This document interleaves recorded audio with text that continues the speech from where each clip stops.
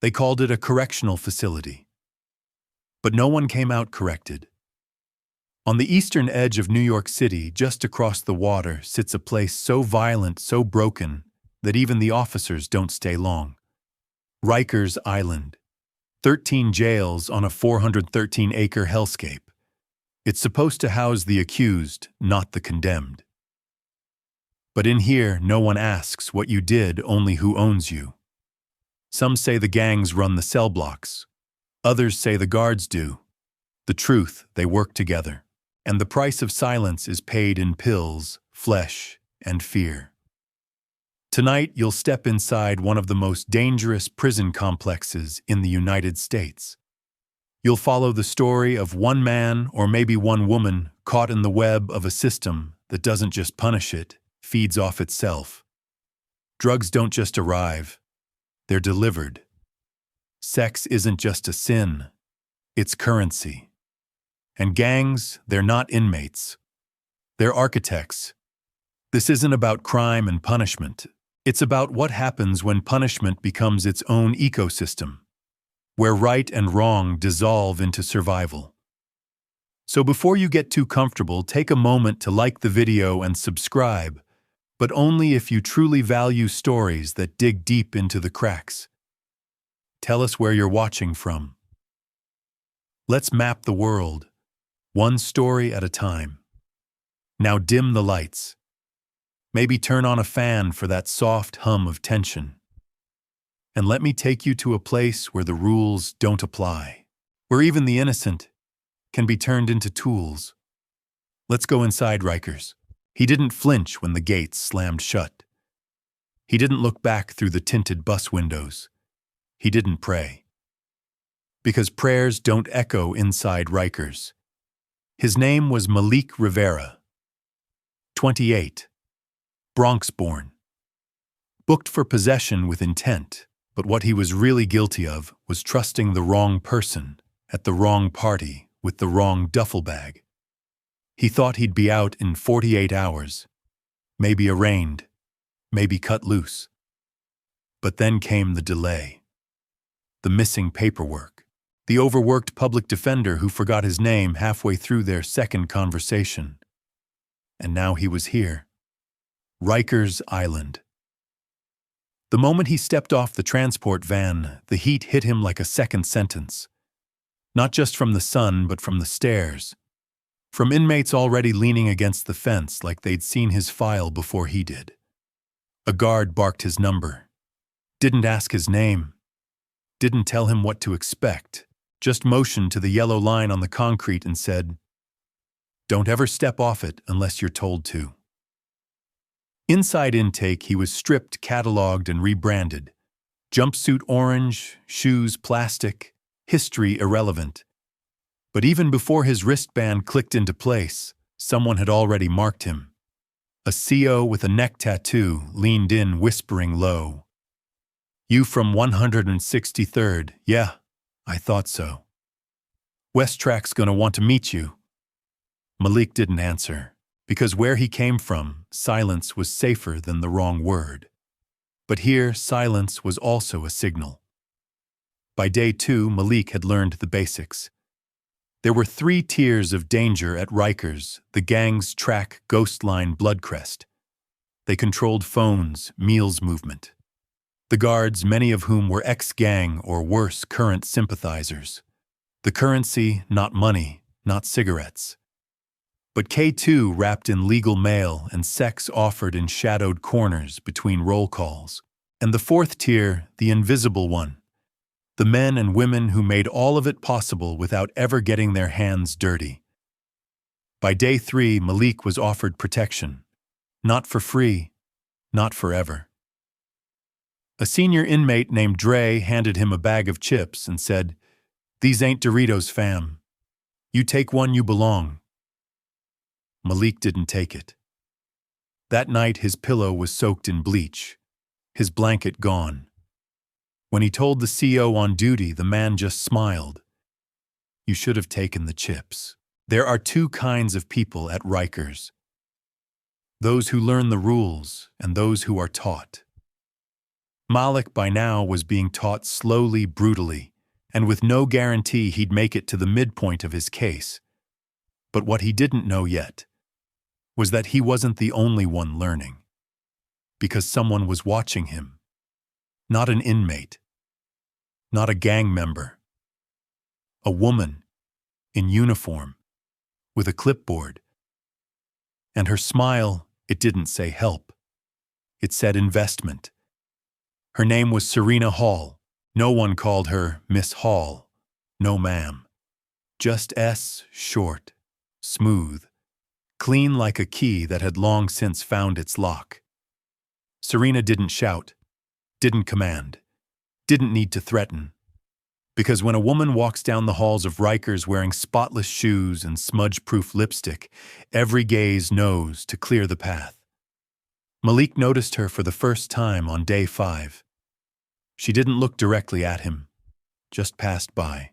But her glance lingered half a second long enough for someone from the street like Malik to know I've either just been marked for trouble or for something else.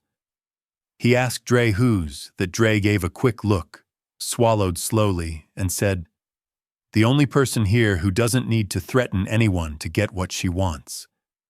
The next day, Malik was transferred, no explanation, no notice. From the packed C wing, he was moved to G block, a 2-man cell, clean walls, a new mattress, with a pillow, and beneath that pillow, a single peppermint wrapped in foil with 3 words handwritten in ink. "You're welcome." Serena met with him the next morning, not as a guard, not as a supervisor, just appearing outside his cell, tapping her nails against the bars and saying, "I like quiet ones. You don't posture, you wait." Malik looked up, said nothing. "Don't worry, I'm not here to offer protection. I'm here to offer value." She gave him a job. Nothing official, nothing on paper. Just pass this note to that guy. Carry that bag from A to B. Occasionally sit at a table with men you're not supposed to know and shouldn't stare at too long.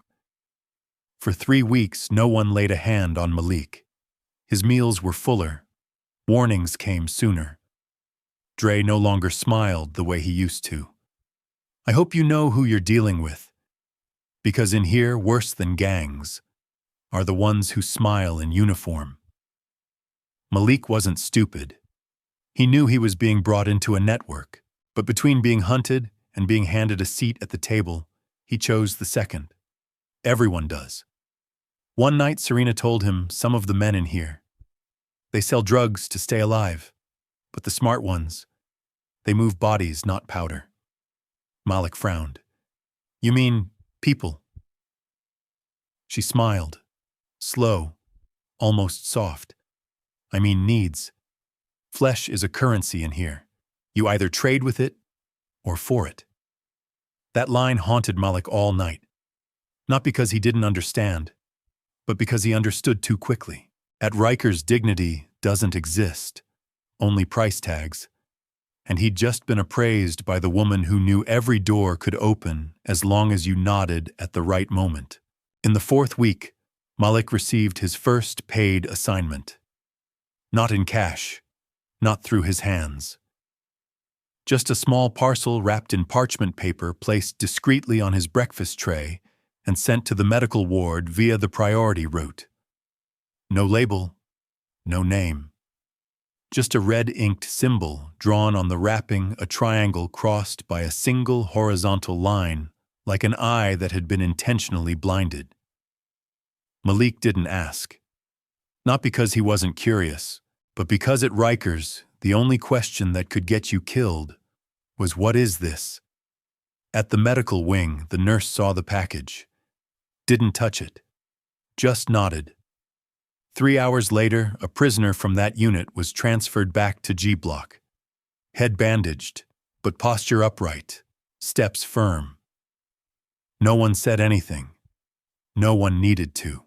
Malik started paying attention to the smaller details, who got moved to new cells without notice, who went on kitchen duty and came back with shirts cleaner than usual, who got sent for psych evaluations and returned with a brown paper bag full of yogurt cups and protein bars. And the only person untouched by all of it was Serena. No one called her name when they needed something. Just nods exchanged between hallways, a quick hand wave past a mesh door, a clipboard left behind just long enough.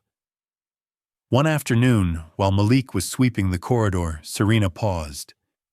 "They think you're smart." Malik didn't look up.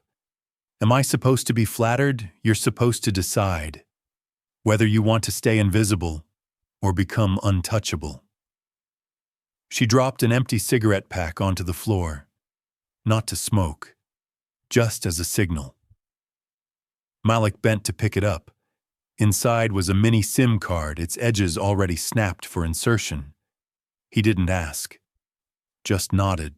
For the first time, not as an inmate, but as a cog in the structure. That night, Dre showed up again. No threats, no sarcasm. Just sat next to Malik during a rare, sunlit rec time. "People are starting to see you differently. You're not the new guy anymore. You're becoming the line." Malik stayed silent. "I'm not stopping you, just warning you. Everything handed out in here gets called back." Meanwhile, Serena stood on the second floor of the admin block clipboard, in hand eyes scanning the cell rows below. She didn't look at Malik, but she scribbled a note onto the next day's shift board, MR 274 reassigned to Unit Transfer Escort. 7:40 a.m., no one asked why, no one needed to approve. Because at Rikers, the person who can change the schedule is the one who holds the real power. And Serena Hall didn't need a title. She had something more solid the system owed her favors. That night, Malik returned to his cell. The pillow still smelled faintly of bleach. Not fragrant, just cleaner than the days before. He stared up at the ceiling, thinking quietly, "I haven't been bought. I'm just surviving at a higher price." But somewhere beneath that thought, another voice began to stir. "Or maybe you were chosen from the start, and only now got the memo." Malik used to think he was the kind of person who knew when to walk away. As a kid, his mother would often say, "You don't need to win every game. Just know which ones you shouldn't play in the first place." But Rikers wasn't a game. It was a chessboard the Bronx boy never chose, but somehow still landed right in position. Before his arrest, Malik was the guy who delivered ice to local bars around Norwood. The job was dull. His back hurt, and no one paid much attention to the guy hauling cold bins from a truck at 6 a.m. And that's how he liked it. Invisible, unmemorable, unattached. The arrest came after one late delivery, a mislabeled package, and one friend he trusted too much who said, "Just hold this bag for a few hours." That bag landed him in Rikers. But it was the silence when the cuffs clicked that made Serena Hall notice him. On Friday morning, Malik was woken earlier than usual. A CO he didn't recognize walked in, didn't call his name, just tapped the bars and said, "Escort run. Intake to medical." The order was clear, no option. He was handed a plain jacket, not prison gear. Not for warmth, but for blending in. When they reached the medical ward, Malik wasn't taken to the waiting area. Instead, he was led downstairs, where there were no cameras, just flickering fluorescent lights, and the sharp mix of bleach and old metal. A woman sat there, young, no older than 25, bruised eyes but not broken, a bare face that was too still to be called innocent. Her name was Keisha, or at least that's what Malik overheard one escort whisper to the door guard. He was told to accompany her to escort the patient to the secure room in the psych wing. No female CO, no second escort. Just a narrow tunnel and a door marked out of use. Malik glanced at Keisha. She wasn't trembling, just looked at him once and said, "You don't look like one of them, but you walk like you might be." In Malik's pocket was an envelope. Thin, light, unsealed. Serena had handed it to him that morning. Just said, "Put this under the mattress when you get there." Walk out clean. He hadn't opened it. He didn't need to. The room they entered was a therapy space. A table, 2 chairs. A camera, but aimed at the ceiling. Keisha walked in first. Sat down, arms crossed. Malik stood for a second, hesitated, then followed. He slid the envelope beneath the pillow. She looked at him. Didn't ask. Didn't stop him. Just whispered, "You think they picked you for this because you're smart, nah? They picked you because you won't ask who's being sold." Malik walked out 4 minutes later. No one said a word. No name was written down. No logbook. Just Serena waiting at the end of the hallway, expressionless. "Did you place it?" she asked. Malik nodded. "Yeah." She turned and walked away. Said nothing else. That night, Malik lay still in his cell. No laced pillow, no stolen blanket. The system was rewarding his silence. But in his head, Keisha's words echoed. "They don't need you to do bad things. Just not stop them." And that was what scared him most. Not the punches, not bricks falling from upper tiers, not the blood. But the moment he began to walk like them, and realized no one could tell the difference anymore. 3 days after the secret escort assignment, Keisha disappeared. No announcement, no transfer order, no medical record. Just an empty bed, the sheets still creased, and her name suddenly missing from the Monday morning shift list. Malik heard about it from another female inmate during a food delivery run. They said she hit a guard. But that's weird. She had just gotten her hair done. Who gets their hair done and then starts a fight? The sentence was light casual, but it lodged in Malik's mind like a cut that wasn't deep yet wouldn't stop bleeding. That evening, Malik was brought into Serena's office. No cameras. Just warm yellow lighting and a sofa no inmate should ever sit on, but he was invited. Serena stared at him for a long time, silent. Then she placed a thin file on the table. "They're asking questions. Someone said you were seen outside the psych ward." Malik swallowed. "I was assigned escort. Standard run. There's no record."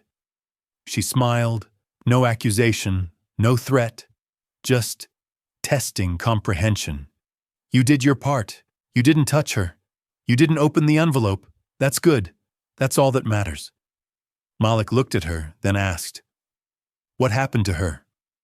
Serena tilted her head. "Which answer do you want, the one that lets you sleep or the one that keeps you useful?" He didn't press further, because right then he understood silence wasn't a reward.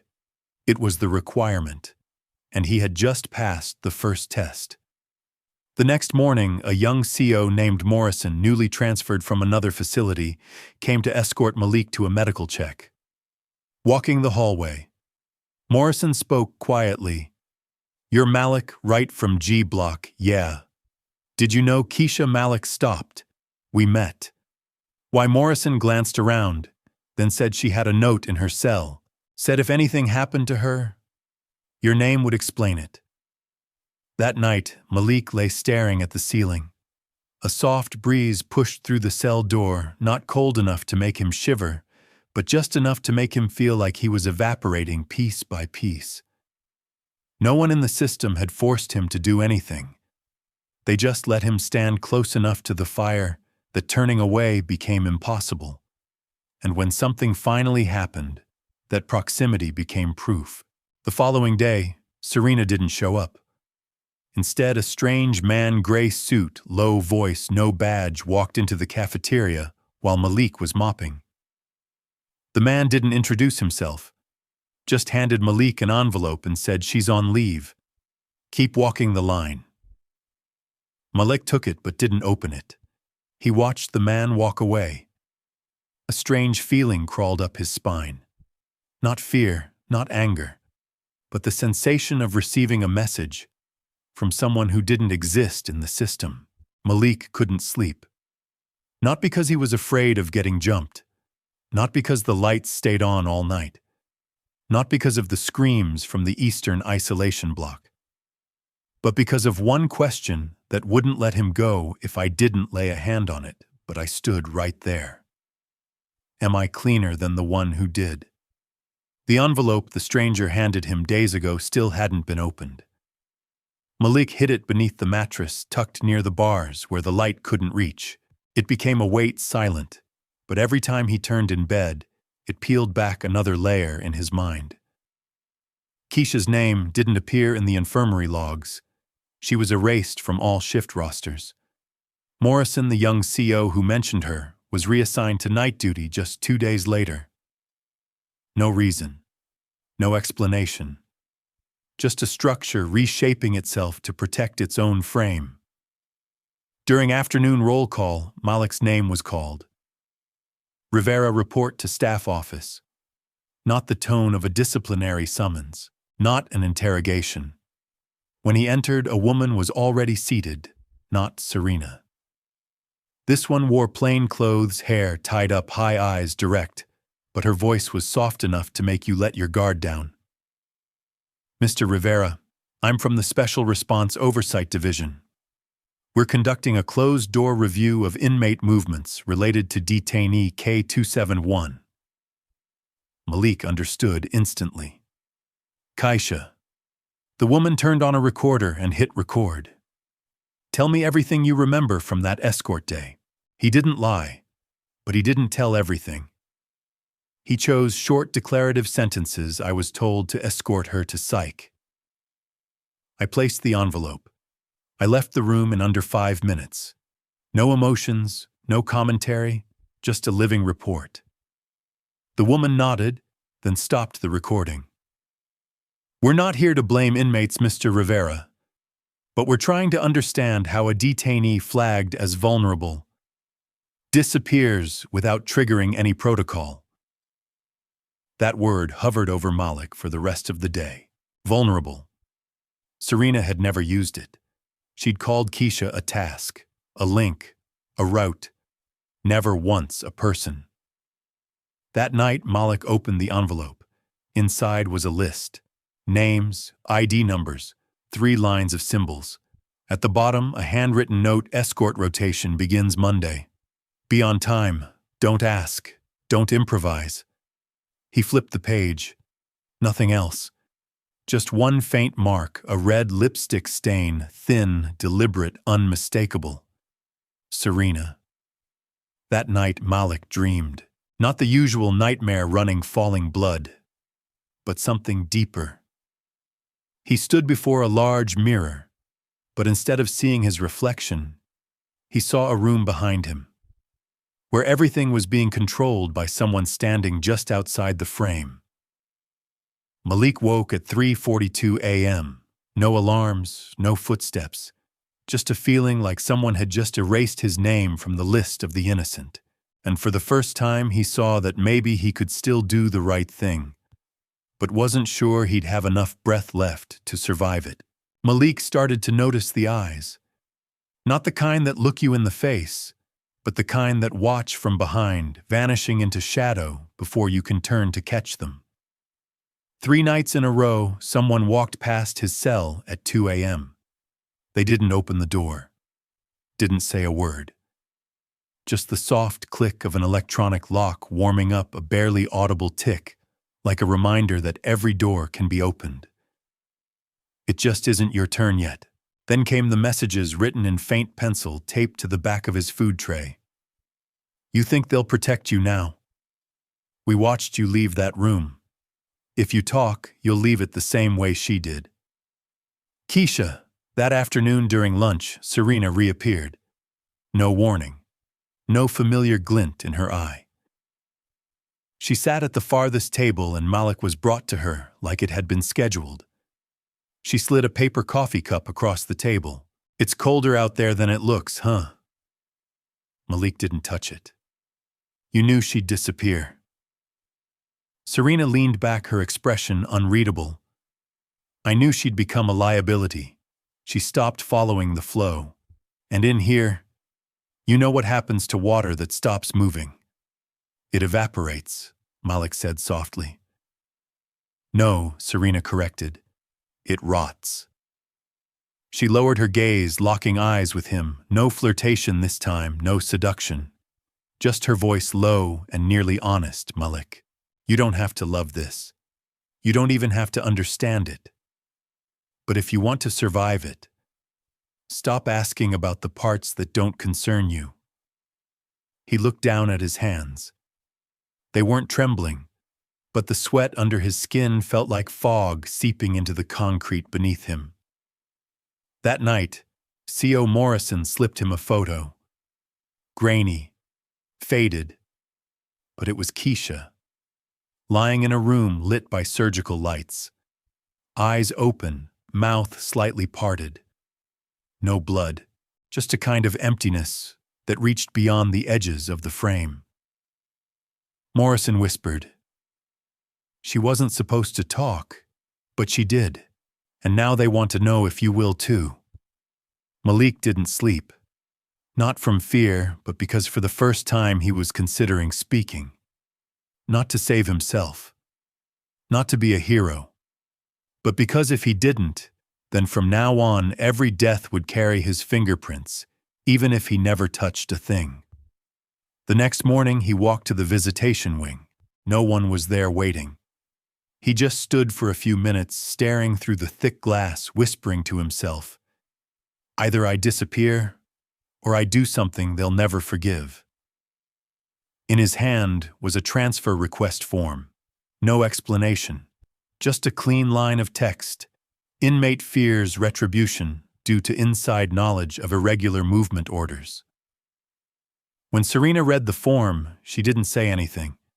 She just sat in her office fingertip tracing the edge of the desk. A guard asked, "We flagging him now?" Serena shook her head. Not yet. She looked out the fogged window. Malik was walking in the rain, no hood, no glances over his shoulder. Let him feel free for a day. Then we remind him, freedom doesn't belong here. And for the first time, not in an interrogation room, not under the silent stares of inmates, but in the pit of his own self. Malik understood you don't need to be hit to know you're being hunted. Sometimes all it takes is the right message at the wrong time, and an eye that never has to explain itself. That afternoon, Malik was moved. Not to another unit like he requested, not into protective custody. He was simply erased from the inmate distribution map he once understood. A bald black CO with no name tag tossed him a sleepwear set more worn than usual. Zone J, Cell 4. No windows, no questions. Zone J was an old maintenance wing once used for supply storage, now reduced to 4 functioning cells. No loudspeakers, no meal bells.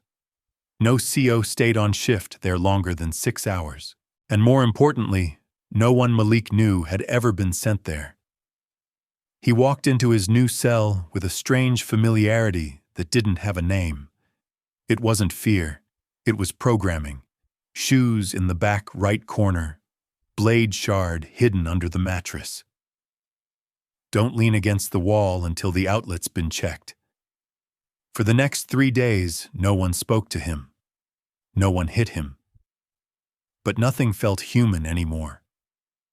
Meals arrived 30 minutes late. The rice was uncooked. Water was rationed. Even the prison music, usually played every night to mark the end of the day, was gone. Just a silence so long, it made the flickering of the fluorescent lights start to sound like breathing. On day 4, a slip of paper slid under the door. They gave you a name, and they're about to take it back. No signature, no source. Just a line of red ink written in a shaky hand. Malik started thinking about withdrawing his request. Not from regret, but because this system didn't need to punish you to win it. just needed you to swallow your own words. But before he could act, the door opened, and the person standing there was Morrison, the young CO, the one who had once handed him the photo of Keisha. But this time, Morrison didn't have that same cautious look. No trace of hesitation like that night in the hallway. He walked in with a clipboard in hand. Voice flat, "You're being moved."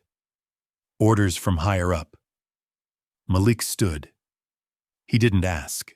Morrison didn't meet his eyes. He just added quietly, "Someone's watching your case from the outside. Legal aid flagged your name in a sealed memo. They want to talk to you."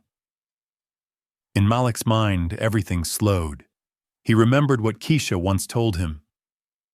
You either trade with the system, or you break it from a distance.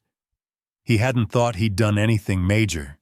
He just filed a form, asked one question, stayed silent in most places, and spoke up once. But apparently, that one time was enough for blood to start leaking from the system's seams. As he was escorted out of Zone J, a guard brushed his shoulder just enough for the cameras not to hear and muttered, "You think legal aid's gonna save you? We run the hallways. They run their mouths." And that was when Malik understood he wasn't just being used anymore. And he wasn't exactly getting out. He was a witness. And at Rikers, witnesses don't live long. Not unless they become something the system can't handle the old way.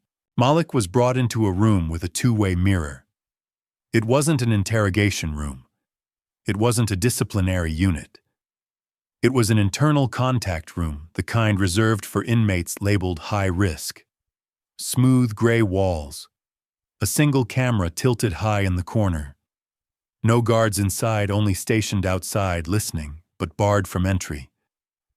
The woman who walked in was in her 40s, brown-skinned glasses, no makeup, an olive suit, a scuffed briefcase, and eyes that had seen too much disappointment to flinch. Her name was Talia Greer, from an independent legal oversight group affiliated with Legal Aid. She didn't smile, didn't ask if Malik was okay. She opened her folder and said plainly, "I'm not here to save you. I'm here to understand what the system is trying to erase." Malik was silent for 11 seconds. Then he asked, "Who told you my name?" Talia looked up. "Your file didn't, but Keisha's did." She laid a faded photocopy on the table. A letter handwritten in blue ink, rushed and uneven. One sentence hit Malik like a blow to the chest. "If anything happens to me, tell the quiet one in G Block to speak." He didn't need anyone to explain she'd written that on her final night. Not to be rescued, but to pass on a burden she knew she wouldn't carry to the end. Talia removed her glasses and met Malik's eyes. "You've been moved 3 times in a month. Your escort logs don't match internal memos. One of the staff who processed your transfer is now on unpaid leave, no explanation. That's not coincidence. That's cleanup."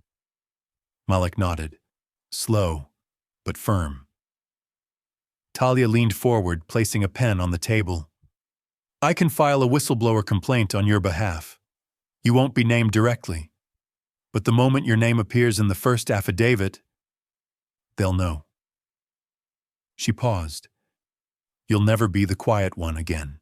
Malik looked at the pen like it was the only real thing in a system built from lies, a cheap plastic tool that could either crack the mask or turn him into the next name erased. He asked, "If I do this, can you get me out?" Talia was blunt, "No, but I can get their attention."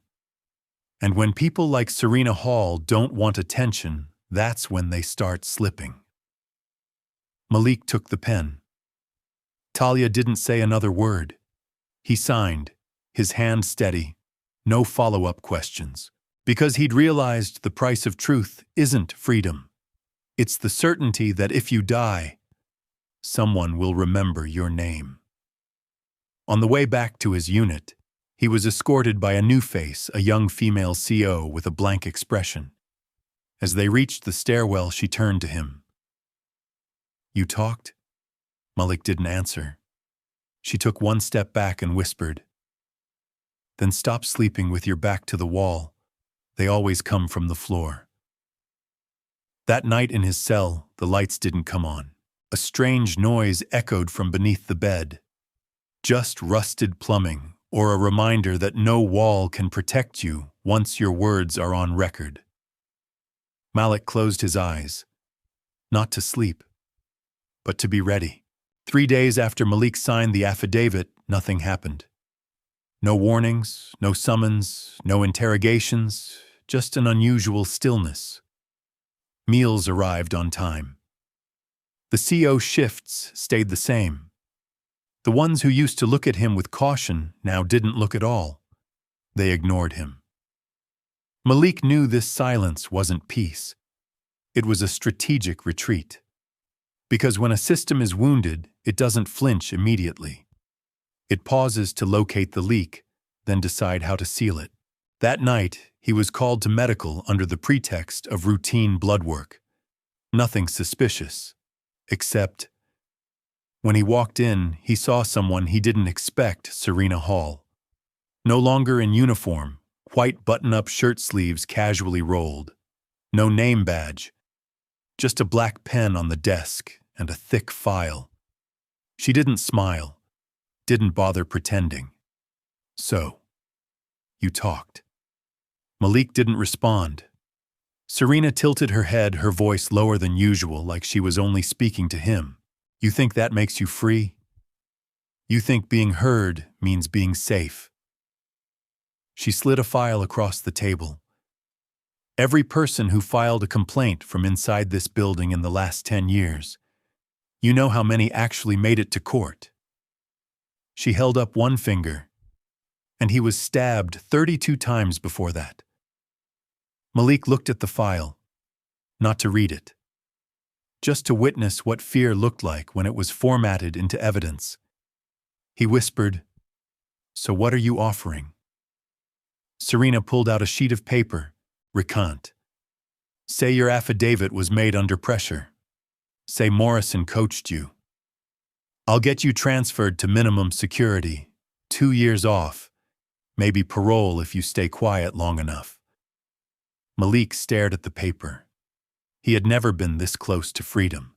He thought about the apartment in Norwood, about his mother who once told him no one goes to prison for one mistake. People end up inside because they stay silent for too long. He pushed the paper back, said nothing. Serena smirked, not disappointed, just noting.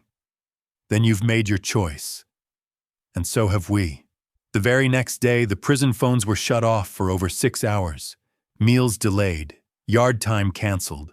A CO was reassigned without explanation.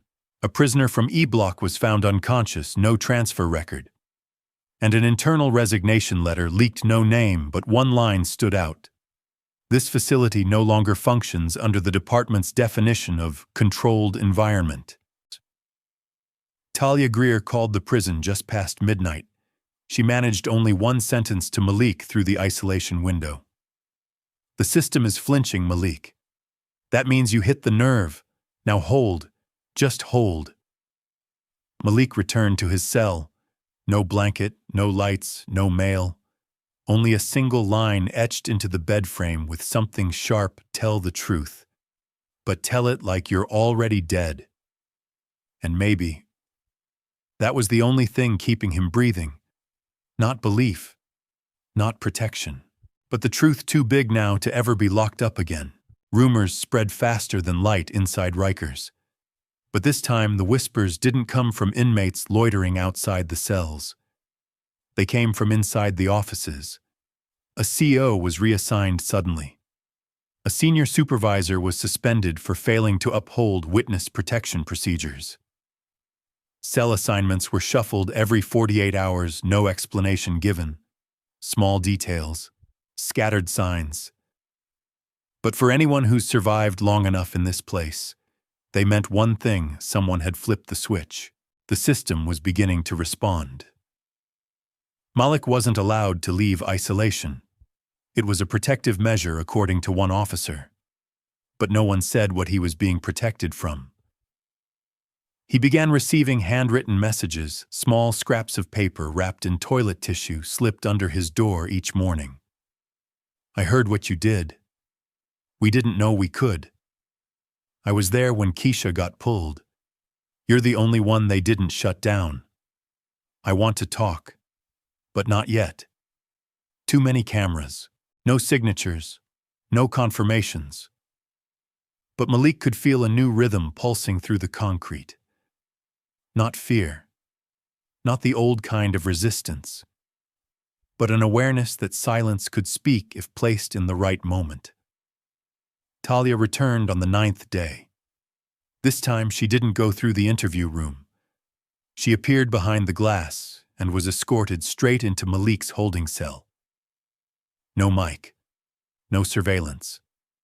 We found something. Keisha filed a complaint. It was shredded, but we recovered fragments from another inmate's mail. Someone had hidden a copy. She named 3 officers and linked them to a routing code from Serena's internal watch list. Malik clenched his fist. Not from rage, but because for the first time, Keisha wasn't just a name left to be forgotten. She left a trace. And now that name wouldn't be buried in silence. Talia opened her case file, pulled out a formal petition. The first one submitted to the State Oversight Board. Malik was listed as a primary witness, but he wasn't alone. She laid out 3 more statements, handwritten, shaky script, signed in pencil. They're scared. But you gave them something more dangerous than safety. You gave them a choice. On the walk back to his cell, an older inmate, one Malik had seen beaten in the yard, but never heard complain, looked him dead in the eye and murmured, "I told her not to trust you. Said no man in here's worth a damn." He paused, then with a rasp, "But you did what none of us did. You took the hit and didn't hide." That night, a video leaked to the press. No one knew who sent it, but it captured footage from an escort last month. Keisha was in it, and so was a now suspended guard. The video was blurry. No blood, no screaming. But in a 3-second frame, Malik appeared standing in the doorway of the medical wing holding an envelope. Not speaking, not moving, just standing there. A living witness, proof that even silence knows how to record. Malik woke up to the soft clink of metal hitting concrete. No one had entered the room. No warning lights. Just a shadow passing quickly across the small door window fast enough to avoid the corner-mounted camera. He sat up in silence and looked down at the foot of the bed. A sharpened spoon. Not for stabbing, for sending a message. Your choice: use this to protect yourself or to end the noise.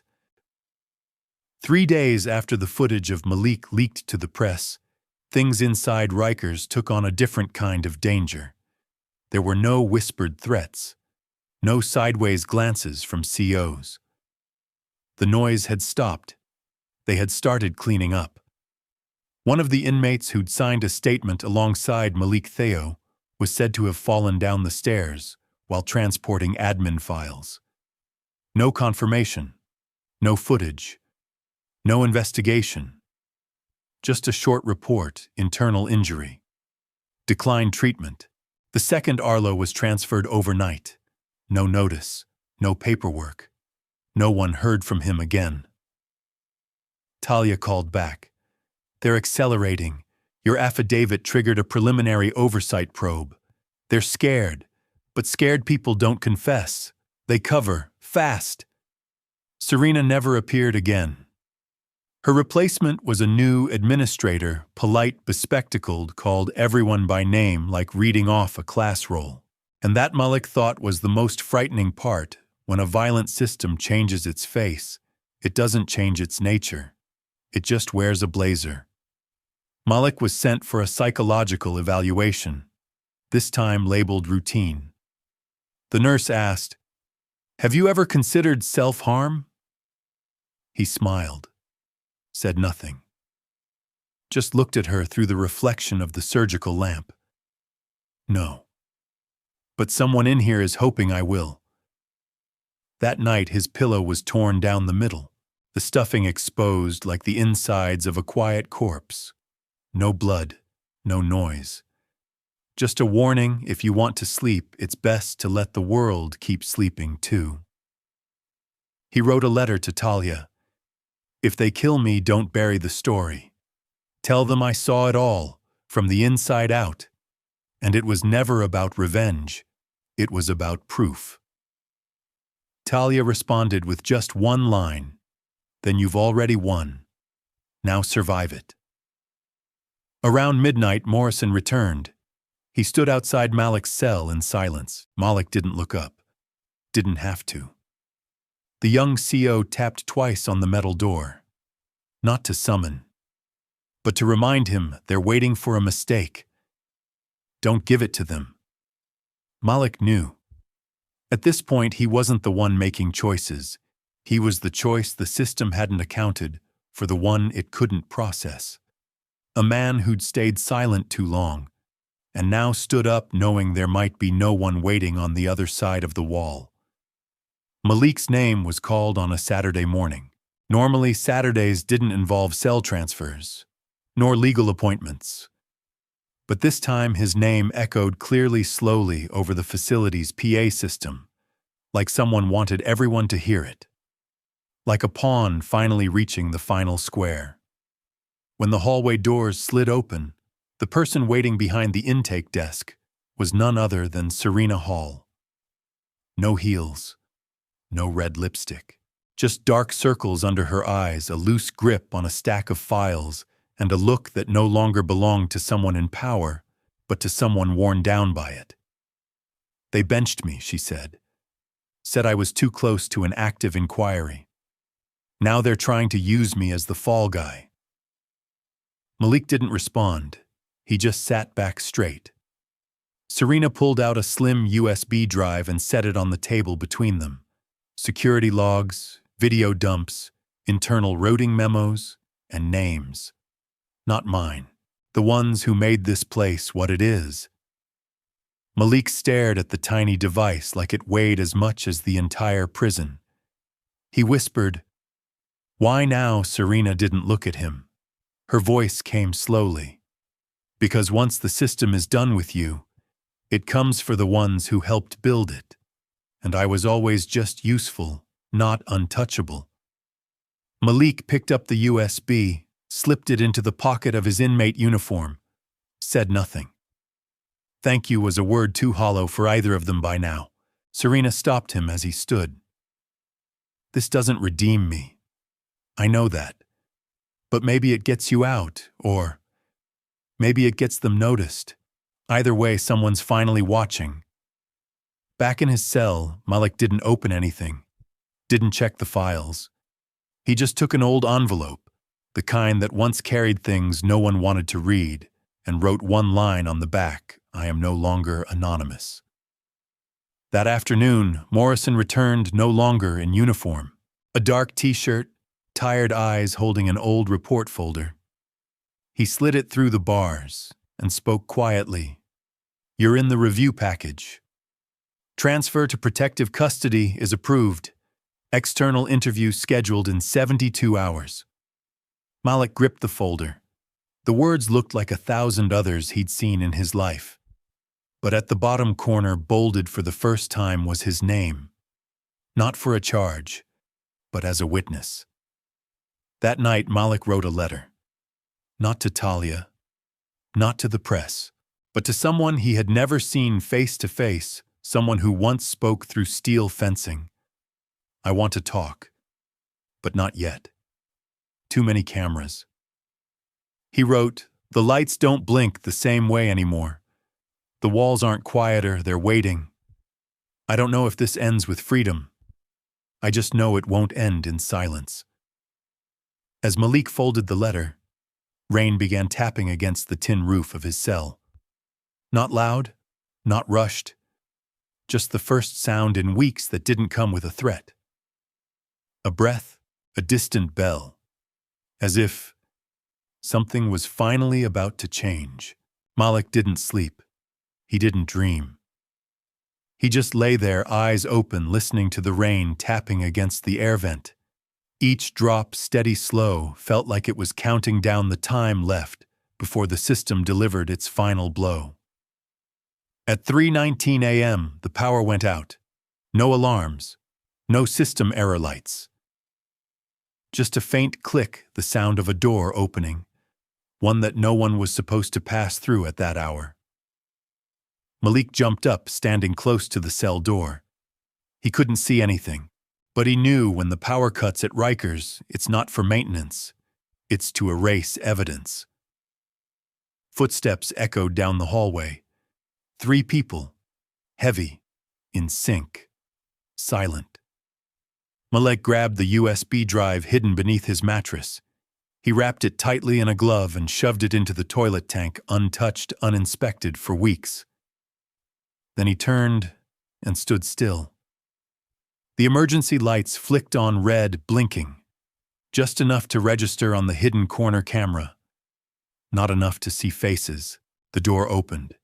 The first person in wore a gray beanie, no name tag, holding a collapsible baton. He didn't ask for Malik's name, didn't read his inmate number. He just asked, "You alone?" Malik stared him down. Not anymore.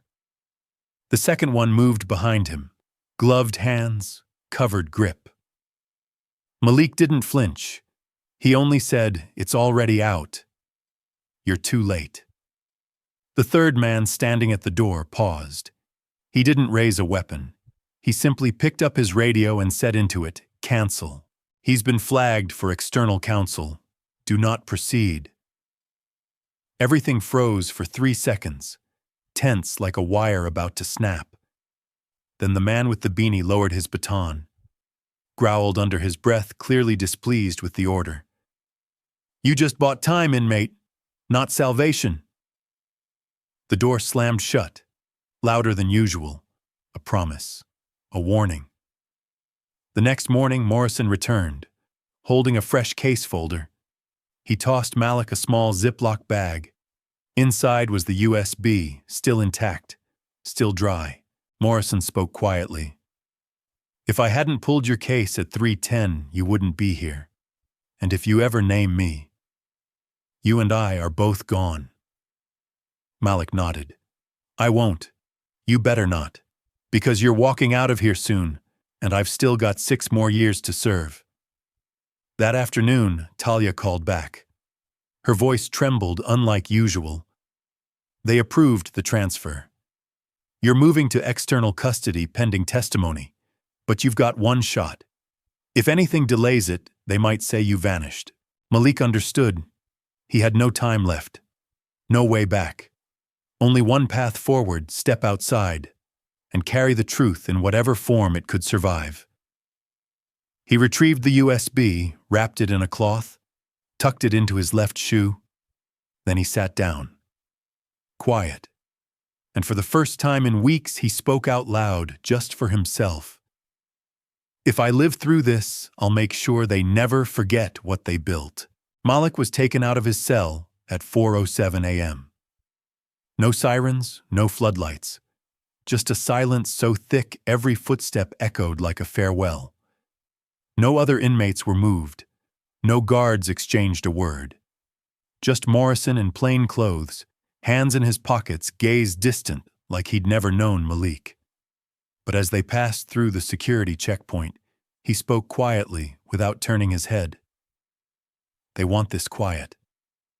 So don't look back. Not once."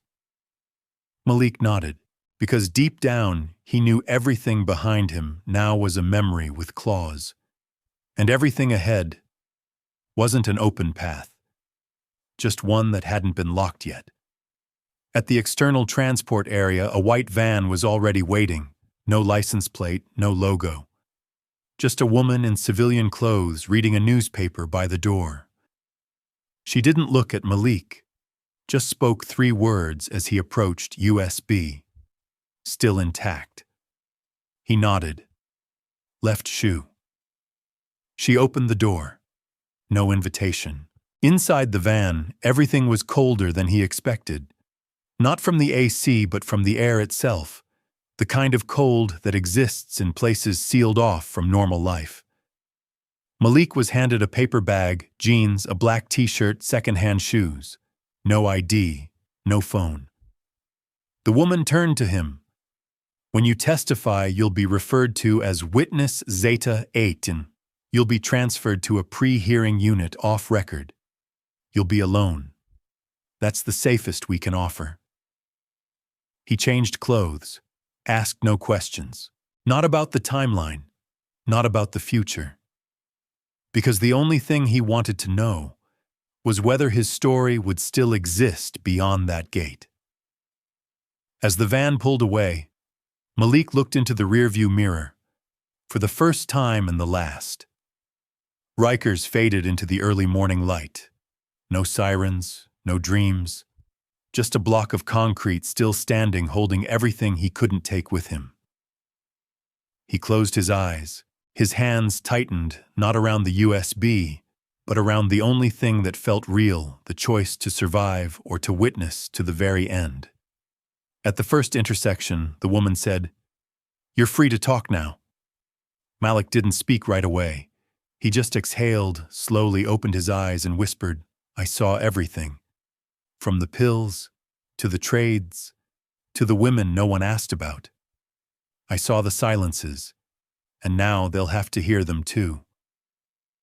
In that moment, he was no longer an inmate, no longer Malik Rivera, no longer a number. He was living memory-breathing evidence, and the one failure the system couldn't erase because it failed to silence the storyteller. Malik was not a hero, not a rebel. He was never someone who wanted to be remembered. He was just a man who saw something wrong and for the first time in his life chose not to look away. There was no press conference, no handcuffed officials with lowered heads. The system didn't collapse.